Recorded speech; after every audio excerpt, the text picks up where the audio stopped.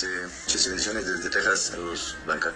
Dice, quería ver si podías explicar lo de la reencarnación. Entonces voy a responder nuevamente, más que todo por personas que atacan a la congregación por ese tema en particular, diciendo que no es de la escritura. De hecho voy a decir muchos de los versos en la escritura que se refieren a la reencarnación. Y esto en la escritura, aparte de montones de historias de experimentos que han hecho, de estudios que han hecho acerca de niños que dicen recordar sus vidas anteriores y que han verificado que los recuerdos que tienen son completamente ciertos, y eso lleva a pensar a muchos de que la reencarnación existe. Repito, hay muchos testimonios, muchas historias de niños que recuerdan y cuando investigan se dan cuenta que sus recuerdos eran ciertos. Voy a ver los versos de la escritura. En 2 Samuel 14:14 dice, todos de cierto morimos y somos como agua derramada en tierra que no puede volver a recogerse.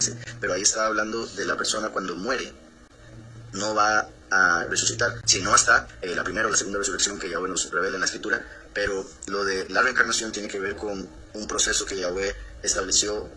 Hay quienes lo llaman un reciclaje de almas, pero es un proceso en sí que Yahweh estableció para la historia humana. Mientras este mundo temporal y la vida temporal existe, Yahweh estableció ese ciclo, igual que todo en esta vida tiene un ciclo. Estableció ese ciclo de las almas para poder, por un lado, a los que fallan, darles oportunidades para rectificar sus pecados anteriores, y para los que son justos y buscan siempre hacer lo correcto, que puedan ascender cada vez más en la recompensa que van a recibir en la vida eterna. Entonces, lo de reencarnaciones tendría que ver con este mundo, con esta realidad temporal. Eso que menciono, que de hecho en hebreo se le llama Gilgul. Entonces, todos de cierto morimos y somos como agua derramada en tierra que no puede volver a recogerse. Ni Elohim quita la vida, sino que provee medios para que el desterrado no siga alejado de él.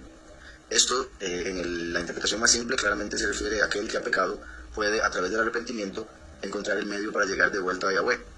Pero si vemos con detalle el verso, primero que todo está hablando de la muerte, que una vez que se derrama la sangre, así como el agua, no puede ser recogida de la tierra porque la tierra la absorbe, así se va al Seol, bajo la tierra, después de morir.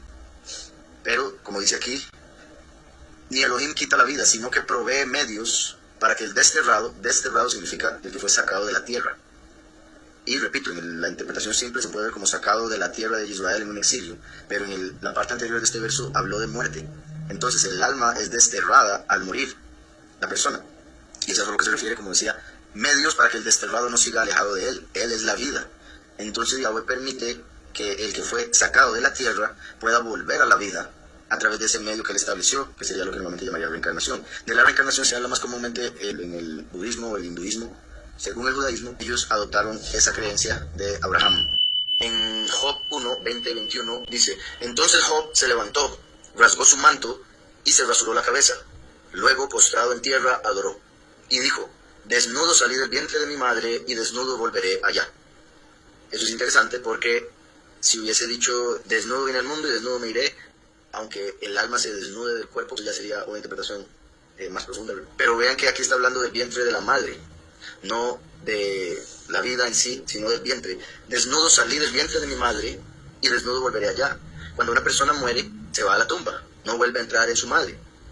Pero si el alma, después de irse del cuerpo, se va al Seol y Yahweh permite que vuelva a venir al mundo, volvería a entrar al mundo a través del vientre de una madre, que ahora sería su madre en esa nueva vida. Desnudo vine y desnudo volveré al vientre de mi madre. Yahweh dio y Yahweh quitó. Bendito sea el nombre de Yahweh. Job 33:25 dice, entonces será su carne más tierna que la de un niño. Está hablando de un hombre que ya está anciano, pero está como profetizando que podrá llegar a tener su carne más tierna que la de un niño. Ahora, eso por un lado se puede interpretar claramente como el que Yahweh lo rejuvenezca a uno. Aún así sería metafórico, puesto que difícilmente va a poder tener la carne más tierna que la de un niño. Por otro lado, se puede interpretar como la resurrección de los muertos, sin duda. Entonces dice, entonces será su carne más tierna que la de un niño y volverá a los días de su juventud. ¿Cómo puede uno llegar a tener la carne más tierna que la de un niño nuevamente, a menos que se convierta en un niño, y llegar otra vez a la juventud después de ser anciano? Dice después Job 33, 29, 30, todas estas cosas hace Elohim 2 y 3 veces con el hombre para apartar su alma del sepulcro. Esto se puede entender en el sentido simple, que Yahweh da el arrepentimiento, tiene misericordia, compasión de la persona, le corrige antes de que muera, para que, digamos, muchas veces por el pecado se está a punto de la muerte, pero Yahweh salva a la persona de morirse, y le salva varias veces. Entonces se puede interpretar eso como que eso es lo que está diciendo, que Yahweh salva al hombre muchas veces para que no llegue al sepulcro. Pero lo que dice aquí, aparta al hombre del sepulcro, hasta dos y 3 veces. Primero que todo, si lo aparta del sepulcro, se puede entender como que estaba en el sepulcro, pero lo apartó de. Eso sería el Sheol, donde van las almas. El Seol es lo que también interpretan como sepulcro. que sería obviamente la tumba física y la espiritual para el alma ahí en el Seol. Entonces el alma va al Seol y aquí dice, todas estas cosas hace Elohim 2 y 3 veces con el hombre para apartar su alma del sepulcro y para iluminarlo con la luz de los vivientes. O sea, dando a entender que lo saca del Seol y le da vida nuevamente. Apartar su alma del sepulcro, apartar su alma del Seol y para iluminarlo con la luz de los vivientes. Además, el hecho de que dice hasta 2 y 3 veces sería una de las citas de la escritura que se usan para mencionar, al menos en el judaísmo, que si una persona viene al mundo y peca, Yahweh le permite volver a venir hasta 2 y 3 veces más, haciendo entonces 4 en total. Si la persona vino y pecó, Yahweh le permite volver. Si vino y volvió a pecar, Yahweh le permite volver. Si vino y volvió a pecar, le permite volver. Y si ya pecó en esta cuarta vez que estaría en el mundo, entonces Yahweh lo corta por completo, ya no tiene oportunidad de volver. Por eso hasta 2 y 3 veces después de la original hace 4, que es parte de las interpretaciones también del verso donde habla de que la maldición generacional, que llega hasta la tercera y cuarta generación, donde ahí Yahweh corta con eso. Entonces, generación se interpreta no solo como para los hijos, los nietos, los tataranietos, sino a la regeneración, por decirlo así, de esa alma en un cuerpo nuevo, en una nueva vida. Entonces, hasta la cuarta generación, sino también que un alma puede, después de la primera vez, venir hasta 3 veces más. Y si sigue siendo malo, negativo, no rectifica, entonces es cortado por completo. Sin embargo, aquella alma que siempre que venga rectifique lo anterior y busque hacer lo mejor, podría recibir una recompensa mayor y venir muchas veces más que 4, dependiendo de la voluntad del Padre y de la misión también de la persona. Entonces, todas estas cosas hace Elohim 2 y 3 veces con el hombre para apartar su alma del sepulcro, apartar su alma del Seol, o sea, saca el alma de la persona del Seol, donde están las almas, y la ilumina con la luz de los vivos, o sea, le da vida nuevamente. Job 37:12 dice, asimismo, conforme a sus designios, las nubes giran en derredor para hacer sobre la faz del mundo, en la tierra, lo que él les mande. Asimismo, ¿verdad? Así como el alma del hombre que está en un ciclo, conforme a sus designios, de acuerdo a lo que él quiere, las nubes giran en derredor. Por ejemplo, el hecho de que la nube absorbe agua del mar, el viento se la lleva hasta un punto donde llueve y hace los ríos, los cuales bajan hasta el mar nuevamente. Esa es la representación de la vida del hombre. Yahweh agarra del Seol el alma, la lleva al mundo y ahí le da vida nueva, un río nuevo, el cual empieza a recorrer hasta llegar al mar que representa el Seol. Entonces esa misma agua, repito, que estaba en el mar como el Seol, es elevada y llevada hasta una montaña donde se convierte en un río nuevamente. Salmo 9:17. Este es un verso muy interesante. También tristemente hay algunos errores en las traducciones, pero lo pueden verificar ya sea en otra traducción diferente a la Reina Valera o en la concordancia, o si sabe hebreo mejor, pero en hebreo literalmente aquí en Salmo 9:17 dice, los malos volverán al Seol, es donde van las almas de los muertos. Acabamos de leer en Job que Yahweh se encarga de apartar las almas del Seol. Aquí dice, los malos volverán al Seol. Uno solo puede volver a un lugar donde ya ha estado. Entonces, si dice que los malos, las almas de los impíos, van a volver al Seol, es porque habían estado en el Seol antes. Yahweh les permitió reencarnar y por su maldad vuelven a irse. Entonces, este es un verso muy claro. Uno no puede volver a un lugar al que nunca ha ido. Entonces, los malos volverán al Seol. Todas las naciones que se olvidan de Elohim. Y por si algo, nosotros no venimos del Seol originalmente. Las almas vienen de la Ruach del Padre combinada con el cuerpo del hombre hecho por Elohim en Adán, cuando se mezcló el espíritu y la carne se hizo ahí el alma. Entonces el alma en realidad tiene un origen celestial mezclado con el terrenal por medio del cuerpo. Entonces, por otro lado, Salmo 19:8 dice, los mandamientos de Yahweh son rectos, alegran el corazón. El precepto de Yahweh es puro, alumbra los ojos. La interpretación más clara es que la enseñanza de Yahweh nos da sabiduría para poder entender mejor las cosas, saber qué es lo que estamos viendo. Pero el alumbrar los ojos nuevamente es dar vida, como cuando decía que iluminándolo con la luz de los vivientes, en uno de los versos anteriores. Entonces, esto es en contraste con el que decía, los malos volverán al Seol, que el hombre puede volver hasta 2 y 3 veces, eso siendo el impío, que la cuarta es la última. Aquí vemos que el cumplir los mandamientos hace que el hombre pueda volver a vivir. Proverbios 20:27 dice, lámpara de Yahweh es el espíritu del hombre, que escudriña lo más profundo del corazón. Este lo menciono porque en el aspecto de las candelas, uno puede, por ejemplo, en una menorá que tiene 7 candelas, uno puede encender con una de las candelas las otras 6. Entonces, con una misma llama se le puede dar vida a otros 6 cuerpos, en este caso candelas. La candela que se consume, se derrite con el tiempo hasta que ya no hay candela y se apaga la luz. Entonces, curiosamente, el alma en hebreo es nefesh, tiene el sonido esh, que en hebreo es fuego. Entonces, el alma es como un fuego, como una llama. De hecho, también de ahí parte de esto que dice lámpara de Yahweh es el espíritu del hombre. Entonces, El nefesh es como una llama, y con esa llama se le puede dar vida a varios cuerpos, así como con una llama de una candela se pueden encender otras candelas, todas con la misma llama, y una vez que se gasta la candela, se apaga, así como una vez que se llegó al tiempo de vida que tenía que tener un cuerpo específico, se apaga esa luz. Eclesiastés 1, del 4 al 9, dice algo que es muy importante con respecto a los circuitos que mencionaba ahora, los ciclos que hay en esta realidad, y que si Yahweh los estableció de esta manera y Shlomo los explica, así como lo hace aquí, se debería entender que es con todo, puesto que él mismo lo dice, que lo que fue es lo que será, y lo que será ya fue. Y bueno, voy a leer, dice: generación va y generación viene, pero la tierra siempre permanece. Entonces vemos que desde el primero menciona los hijos, cómo las generaciones van y vienen, cómo hay cada vez aparentemente nuevas personas en el mundo. Sin embargo, solo está comentando dos generaciones, la que va y la que viene, y lo digo así por lo que viene. Dice: pero la tierra siempre permanece, sale el sol y se pone el sol, que eso se puede entender como la vida del hombre, repito, sale el hombre viviente y muere el hombre. Dice: sale el sol y se pone el sol, y se apresura a volver al lugar de donde se levanta. Sale el alma en esta realidad, se va el alma de esta realidad y vuelve al lugar de donde se levantó. Se apresura a volver al lugar de donde se levanta. El viento sopla hacia el sur. La Ruach HaKodesh, en hebreo Ruach, que se traduce normalmente como espíritu, en hebreo es lo mismo que viento. Entonces, al decir el viento sopla hacia el sur, se puede entender como el espíritu sopla hacia el sur, que el sur también en hebreo es la derecha, como el espíritu de Yahweh que siempre va hacia lo que es correcto. Y eso lo digo también porque si vemos el cuerpo, el ser humano, como alma, cuerpo y espíritu, el alma es la que está en el medio y tiene que escoger lo que dice el espíritu, pero muchas veces se deja llevar, nos dejamos llevar por lo que dice el cuerpo, la carne, la inclinación al bien, la inclinación al mal. Entonces, la Ruach, el espíritu, sopla hacia la derecha, hacia el sur, luego gira hacia el norte, y girando sin cesar de nuevo vuelve el viento a sus giros. Una vez más, el espíritu haciendo ciclos, yéndose y volviendo. Tanto el viento que experimentamos en esta realidad como el espíritu que le da vida al hombre va y vuelve. Dice: todos los ríos van al mar, como decía ahora, la vida del hombre como un río, el Seol representado por el mar. Todos los ríos van al mar, pero el mar no se llena. Al lugar de donde los ríos vinieron, allí vuelven para correr de nuevo. Misma situación con el alma. Se podría decir todas las vidas van al Seol, pero el Seol no se llena. Al lugar de donde las almas vinieron, allí vuelven para correr de nuevo. Dice: todas las cosas son fatigosas, más de lo que el hombre puede expresar. Nunca se sacia el ojo de ver ni el oído de oír. ¿Qué es lo que fue? Lo mismo que será. Es particular, también ahora que lo pienso, al decir nunca se sacia el ojo de ver ni el oído de oír, que es una realidad, por ejemplo, se puede ver con la curiosidad que hay en el hombre y demás. Por otro lado, los ojos tienen los párpados, uno los puede cerrar y dejar de ver, pero es común el querer ver todo lo que pueda. Pero sea como sea, la capacidad verdadera de oír y de ver está en el alma.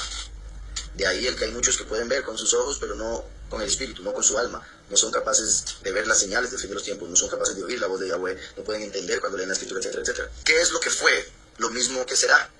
Esto no es una ley de solo unas cosas, es todo en esta realidad. ¿Qué es lo que ha sido hecho? Lo mismo que será. Nada hay nuevo debajo del sol, todo es un ciclo.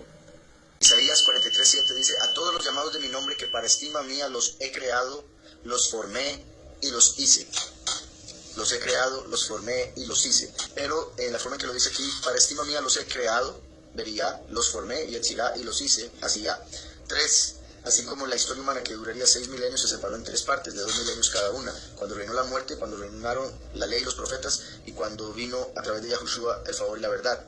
2000 aproximadamente.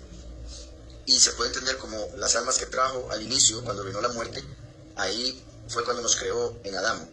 Después, en la ley y los profetas, tendrían que volver a venir esas almas para ahora ser formados, recibir una formación mental a través de la ley. Y después de Mashiach, tendrían que volver para terminar de hacernos como Él quería que fuésemos, puesto que cuando Yahweh hizo a Adán, lo hizo a imagen y semejanza, lo hizo el 6º día. Para Yahweh un día son como 1000 años, entonces hizo la creación en 6 días para dar a entender que la historia humana duraría 6 milenios. Eso indica que el hombre a imagen y semejanza de Yahweh en realidad estaría completo hasta el final del 6º milenio, como fue en el final del 6º día que Yahweh hizo a Adán a su imagen y semejanza, de Yahweh Elohim. Entonces, al decir los he creado, los formé y los hice, también se interpreta en uno de los niveles más profundos que para cada uno de estos niveles habría que volver a la tierra y pasar por diferentes experiencias en esos 3 diferentes tiempos que mencioné, cuando vino la muerte, cuando reinó la ley y los profetas, y después cuando vino el favor y la verdad, que también sería otra oportunidad para todos aquellos que estuvieron antes de aceptar a Yahushua, el Mesías, para recibir la salvación, la justificación. Mateo 5:26, ya yendo al nuevo pacto, dice: de cierto te digo que no saldrás de allí hasta que pagues el último cuadrante. Aquí Yahushua está haciendo una parábola, mencionando un hombre que fue echado a la cárcel por sus deudas, por sus problemas legales, que representa al hombre que es echado al infierno en el Seol, después de morir, por sus pecados. Y Yahushua, diciendo esta parábola que tiene que ver con el infierno, representado por una cárcel, dice: de cierto te digo que no saldrás de allí hasta que pagues el último cuadrante. O sea, si una persona merece una cantidad limitada de castigo en el infierno, cuando ya cumple ese periodo de castigo, esa cantidad de dolor, por decirlo así, o lo que fuese, y su alma es purificada en ese fuego hasta cierto nivel, se le permite salir de ahí, o sea, volver al mundo, así como un preso puede volver a estar libre. Pero cuando el infierno mismo se ha echado en el lago de fuego, cuando se dé el juicio final, a diferencia del mar, cuya agua es absorbida y llevada y se convierte en río que vuelve al mar, el lago es un área cerrada de agua. El lago de fuego, en este caso, va a ser la cadena perpetua. Todos los que caigan ahí van a quedar ahí para siempre. A diferencia de este mundo, esta realidad temporal en la cual todo es temporal, aunque el infierno esté encendido con llamas eternas, o sea, llamas espirituales, la persona, dependiendo de su castigo, dependiendo de sus obras, puede estar ahí un tiempo y salir, como lo dice aquí Yahushua en Mateo 5:26. De cierto te digo que no saldrás de allí hasta que pagues el último cuadrante.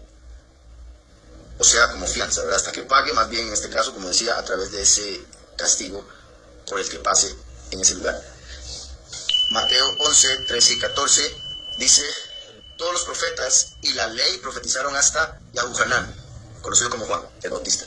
Y si queréis recibirlo, él es aquel Eliyahu que había de venir.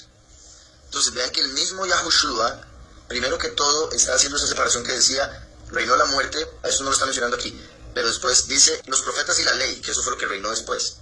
Todos los profetas y la ley profetizaron hasta Yahuhanán, o sea, está diciendo, la ley y los profetas llegan hasta Yahuhanán, dando a entender él que con él, Yahushua el Mesías, empieza algo completamente nuevo. Todos los profetas y la ley profetizaron hasta Yahuhanán. Y si queréis recibirlo, eso es importante, porque el entender o saber acerca de la reencarnación no es un tema necesario para la justificación o la salvación. Es una de las cosas, por decirlo así, que vienen como misterios en la escritura y que Yahweh da que investigue y busque y demás, pero no quiere decir que se tenga que creer en esto para salvarse, por si algo. Entonces, por eso Yahushua dice, si queréis recibirlo, él es aquel Eliyahu que había de venir. Entonces, Yahushua mismo está diciendo que Yahuhanán el inmersor, Juan el Bautista, era la reencarnación de Eliyahu. Él es Eliyahu. Y esto es poderoso por muchas razones. Una, es curioso que el papá de Yahuhanán el inmersor se llamaba Sehariyahu y la mamá se llamaba Elisheba. Entonces, a través de la mezcla de los nombres Elisheba y Sehariyahu, tenemos Eliyahu. Entonces, al unirse Elisheba con Sehariyahu, se llegó a dar el nacimiento de Eliyahu como Yahuhanán. También, otro punto que es muy importante, es que sabemos que Eliyahu se fue vivo para el paraíso. Yahweh se lo llevó sin que experimentara muerte. En la escritura, el segundo, después de Enoc y Elías, Hanoc y Eliyahu, fueron llevados vivos para que quedara el testimonio de que se va a dar el arrebatamiento y los escogidos van a ser transformados en un abrir y cerrar de ojos. Pero es interesante que a pesar de Eliyahu haberse ido vivo para el cielo, en sí, para el paraíso, pero bueno, el cielo este que vemos, como lo describió el libro de Reyes, al ser llevado Eliyahu, la gente esperaba que él viniese del cielo volando nuevamente. Incluso hay muchos cristianos que esperan eso. Muchos cristianos esperan que los dos testigos sean Enoc y Eliyahu y que vengan del cielo volando como una nube o algo así. Pero a pesar de Eliyahu haber sido llevado de esa manera tan sorprendente, cuando vuelve a venir, como se había profetizado por Malaquías 3:1 y Isaías, la voz que clama en el desierto, lo hizo volviendo a nacer. Entonces, a pesar de, repito, Eliyahu irse vivo, al venir al mundo nuevamente, vuelve a nacer, que en cierta manera es como lo que dijo Yahushua acerca del vino nuevo en odre nuevo. Si iba a venir de nuevo, tenía que entrar en un cuerpo nuevo. Si venía con el mismo cuerpo de siglos o milenios atrás, podría haber problema, por decirlo así, en esta realidad, así como en el odre viejo, si se echa vino nuevo, explota. Entonces, a pesar de irse vivo, vuelve a nacer, y eso es para entender que así como Yahushua se fue vivo para los cielos, Yahweh volvería a venir como el último, quien tendría que nacer. como una persona común y corriente. De hecho, por eso viene como hijo pródigo. Mateo 12:42 dice, la reina del sur se levantará en el juicio con esta generación y la condenará, porque ella vino desde los confines de la tierra para oír la sabiduría de Shlomo, y en este lugar hay alguien que es más que Shlomo. Esto algunos lo interpretan como que la reina del sur se levantaría en el fin de los tiempos. Sin embargo, por si algo, la interpretación más simple es que en el juicio final, cuando todos los seres humanos que han existido estén ante el trono, la reina de Sabá va a condenar a los fariseos y a otro montón de gente que estuvieron ante Mashiach y no lo aceptaron, no lo recibieron, lo rechazaron y demás, porque la misma reina de Sabá o la reina del sur, que viajó muchísimo para escuchar la sabiduría de Salomón y lo reconoció como sabio, los condenará porque todos ellos tuvieron delante de ellos a alguien más elevado que Shlomo y lo rechazaron.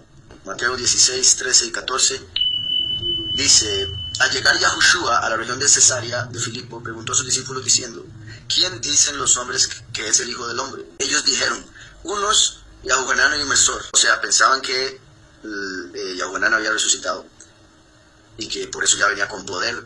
Entonces pensaban que los milagros que hacía Yahushua era porque era Juan el Bautista resucitado, porque le habían cortado la cabeza.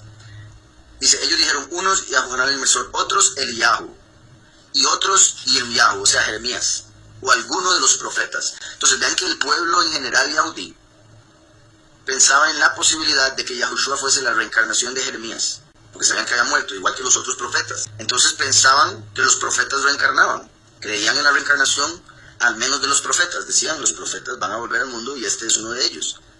En realidad no eran solo los profetas, y en realidad ellos no pensaban que fueran solo los profetas. Sin embargo, se esperaba que si fueron profetas en otra vida y Yahweh les permitía volver al mundo, volverían a servir a Yahweh, volverían a profetizar. Tendrían habilidades similares, cualidades similares por ser la misma alma. Entonces, en general, consideraban que las almas vuelven al mundo, que la gente reencarna, pero como se estaba hablando de un hombre que es profeta, Yahushua el Mesías, entonces la gente no llegaba a tener suficiente fe como para decir es el Mesías, pero sí creían que era un profeta que había vuelto a la vida, que había vuelto a reencarnar. Y ahora el inmersor, otros Eliyahu y otro Jeremías o alguno de los profetas. Ahí muestran que ellos creían en la reencarnación. Y en general, vuelvo y repito, Mateo 19:30 dice, pero muchos primeros serán últimos y los últimos primeros.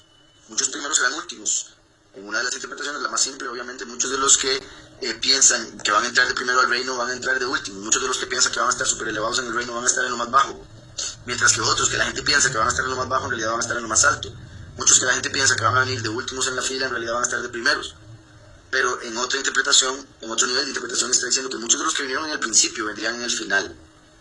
Muchas de las almas que entraron en el principio de la historia vendrían en el final de la historia. Marcos 9, 11 y 12 dice, le preguntaron diciendo, ¿por qué dicen los escribas que es necesario que Eliyahu venga primero?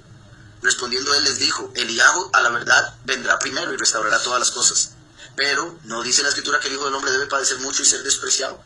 Ahí ya vino y no lo recibieron, ¿verdad? Eliyahu, siendo Yahuanán el Inmersor, confirmando que era Eliyahu reencarnado. Dice el verso 13, pero os digo que Eliyahu ya vino y le hicieron todo lo que quisieron, como está escrito de él. Eliyahu ya vino. No lo reconocieron porque vino en otro cuerpo, pero ellos esperaban que viniera volando. En particular Eliyahu porque se fue vivo. Pero Jeremías y los otros profetas que sí murieron esperaban que reencarnara. Juan, capítulo 9.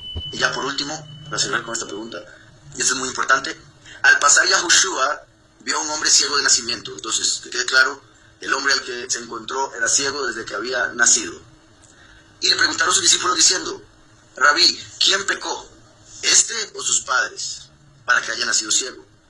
Entonces ellos preguntan si pecó él mismo, lo cual, si no existiera la reencarnación, si ellos no creyeran en la reencarnación, esa pregunta no tendría sentido, porque no se puede pecar en el vientre. Entonces preguntan, ¿quién pecó, este o sus padres, para que haya nacido ciego? Ellos están preguntando si él nació ciego porque pecó en otra vida, y su castigo fue nacer ciego para rectificar por lo que hizo en otra vida, o si nació ciego porque sus papás pecaron y era un castigo para ellos, una maldición generacional. Entonces Yahushua, si no existiera la maldición generacional o la reencarnación, él los hubiera detenido y les hubiera dicho, disculpen, pero ustedes se equivocan, esa doctrina de los impíos es falsa, es esto, lo otro, ¿cómo se les ocurre preguntar eso? ¿De dónde sacaron eso?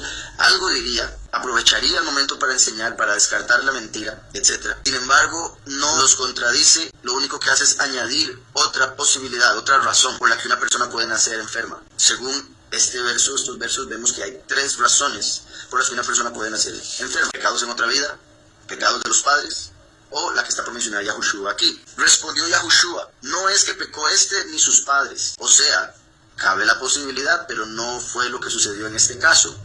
No es que pecó ni sus padres, sino para que las obras de Yahweh se manifiesten en él.